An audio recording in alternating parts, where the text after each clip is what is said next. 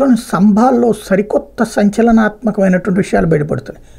అదేదో ముస్లిం రాజుల కాలంలో దండయాత్ర చేసి అక్కడ గుడిని కూలగొట్టి మసీదు కట్టింది కాదట. 71వ సంవత్సరంలో అక్కడ హిందువులకిను ముస్లింలకి ఘర్షణ జరిగిందట.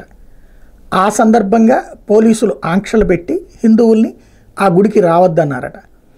ఆ తర్వాత ఆ ప్రాంతంలో అంతా కూడా ముస్లిం కుటుంబాలే ఉండటం, హిందువులు ఆ ప్రాంతానికి ఎలాగూ రావద్దని చెప్పడంతో, అంటే గుడి చుట్టూతా కూడా ముస్లిం కుటుంబాలు వచ్చి చేరిపోయేటప్పటికీ వాళ్ళు వస్తున్నప్పుడు ఈ గొడవలు అవుతున్నాయి అన్నటువంటి కారణంగా అప్పుడున్నటువంటి కాంగ్రెస్ ప్రభుత్వం అక్కడ దర్శనానికి ఆపేసిందట.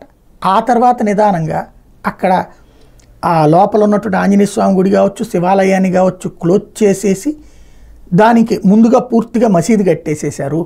దాంతోపాటు అప్పుడు మత ఘర్షణలు జరిగినాయి ఇద్దరి మధ్యన. ఆ ఘర్షణలను అడ్డుపెట్టినే అది జరిగింది. అయితే ఆ సందర్భంగా దాదాపు 32 మంది అదృశ్యమయ్యారట హిందువులు, అంటే చంపబడ్డారు అన్నటువంటిది అప్పట్లో చెప్పినా అప్పుడు ఉన్నది కాంగ్రెస్ ప్రభుత్వం కాబట్టి పట్టించుకోలేదు.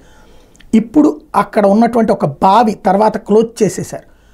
ఇప్పుడు ఆ బావిని తవ్వి తీస్తున్నారు. అందులో ఈ కొన్ని ఏదైతే మరణాలకు సంబంధించినటువంటి ఆనవాళ్ళు, అట్లాగే అంటే బావిలో వేసి పూడ్చారు అన్నటువంటి పాయింట్, అట్లాగే కొన్ని విగ్రహాలు కూడా అందులో పడేశారు అన్నటువంటి పాయింట్ మీద ఇప్పుడు దర్యాప్తు ప్రారంభమైంది.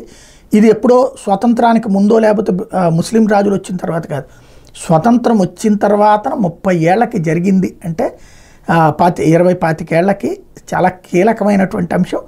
ఇప్పుడు ఆ ఉదంతాన్ని యోగి ఆదిత్యనాథ్ సర్కార్ వెలికి తీసే ప్రయత్నం చేస్తుంది. ఏది నిజం అన్నది బయటపడాల్సి ఉంది.